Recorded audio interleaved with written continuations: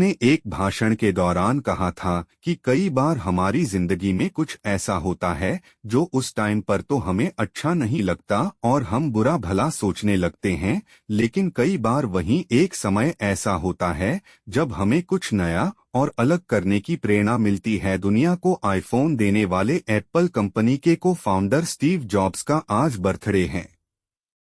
Steve jobs आज भले ही हमारे साथ नहीं है, लेकिन उनकी इनोवेशन सोच ने टेक्नोलॉजी में एक नया रूप दिया है और अपने इनोवेशन के दम पर ही वे करोड़ों दिलों में दशकों तक रहेंगे। स्टीव जॉब्स का जन्म 24 फरवरी 1955 को कैलिफोर्निया के सैन फ्रांसिस्को में हुआ था। कैंसर से पीड़ित होने के बाद 5 अक्टूबर 2011 उनका निधन हो गया था। आज हम आपको स्टीव जॉब्स की जिंदगी से जुड़ी 3 ऐसी कहानियां बताने वाले हैं जिस जानकर आप में भी बुरी से बुरी परिस्थिति से लड़ने की ताकत आ जाएगी। स्टीव जॉब्स ने 12 जून 2005 को स्टैनफोर्ड यूनिवर्सिटी में एक प्रोग्राम के दौरान stay hungry stay foolish speech दी थी। यह भाषण उनके जीवन का सबसे फेमस भाषण था। इसी भाषण में उन्होंने अपनी लाइफ से जुड़ी 3 कहानियां बताई थीं। स्टीव जॉब्स की पहली मोटिवेशनल स्टोरी कॉलेज छोड़ने की कहानी। स्टीव ने अपने भाषण में बताया कि मुझे कॉलेज से निकाल दिया गया था, लेकिन ऐसा क्यों हुआ, इससे पहले मैं अपने जन्म की कहानी बताता हूं। उन्होंने कहा कि मेरी मां एक कॉलेज की छात्रा थी जो अविवाहित थी। उन्होंने तय किया कि वह मुझे किसी ऐसे दंपति को गोद देंगी जो ग्रेजुएट हो।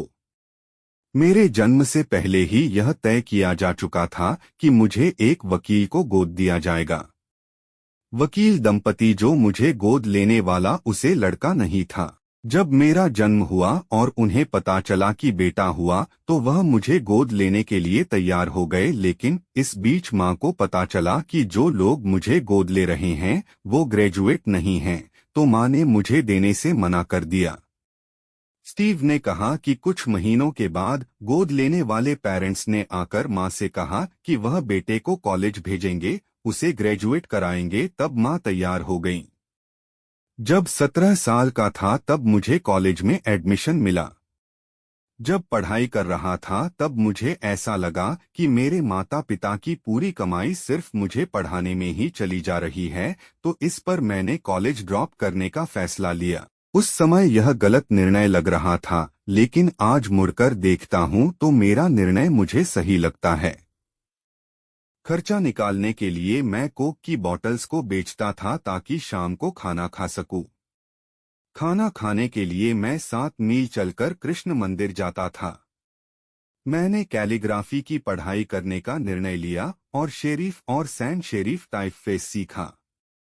उन्होंने बताया कि इसी टाइपफेस से अलग अलग शब्दों से टाइपोग्राफी तैयार की जिसमें डॉट्स होते हैं। इसके बाद करीब 10 साल बाद मैंने पहला मैसेंटोश कंप्यूटर को तैयार किया। उन्होंने कहा कि मैं अगर कॉलेज से नहीं निकलता तो शायद यह कंप्यूटर नहीं बना पाता। स्टीव जॉब्स की दूसरी कहानी। स्टीव ने कहा कि मैंने जिस साल पहला कंप्यूटर तैयार किया वह साल मेरे लिए काफी लकी था। इसी साल में मैंने और वॉजनिएक ने एक गैरेज में एप्पल की शुरुआत की। उस समय मेरी उम्र महज 20 साल ही थी। उन्होंने कहा कि हम दोनों ने ही बहुत मेहनत की और महज 10 साल में बहुत ऊपर पहुंच गए। गैरेज से शुरू हुई कंपनी 2 बिलियन लोगों तक पहुंच गई और 4000 से अधिक कर्मचारी साथ में काम करने लगे। उन्होंने कहा कि हमने सबसे अच्छा मैकिन्टोश कंप्यूटर को लॉन्च किया। कंपनी को चलाने के लिए हमने एक व्यक्ति को चुना। पहले साल कंपनी ने बहुत अच्छा किया, लेकिन बाद में हमारे विजन फेल होते गए और मुझे ही कंपनी से निकाल दिया गया। मैं परेशान था, सोच रहा था कि आखिर मेरी कंपनी से ही मुझे कैसे निकाला जा सकता है। इसके बाद मैंने नेक्स्ट नाम की एक कंपनी शुरू की। इसके बाद पिक्सार शुरू की। पिक्स ने टॉय स्टोरी नाम की पहली एनिमेटेड फिल्म बनाई। बाद में एप्पल ने नेक्स्ट को खरीद लिया और मैं वापस एप्पल पहुंच गया। हमने मिलकर नई टेक्नोलॉजी पर काम किया।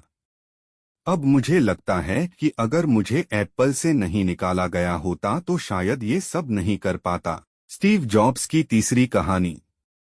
स्टीव जॉब्स ने अपने भाषण में कहा कि जब मैं 17 साल का था तब मैंने एक कोटेशन पढ़ा था कि आप हर दिन यह सोचकर जियो कि आज आपका आखिरी दिन है, तो एक दिन जरूर ऐसा आ जाएगा जब सही में वो आखिरी दिन ही होगा। उन्होंने कहा कि इस बात ने मुझे बहुत अधिक प्रेरित किया। मैं 33 सालों से रोज सुबह उठकर सोचता हूं कि आज मेरा आखिरी दिन है, तो मुझे वो काम करना चाहिए जो मैं करना चाहता हूं।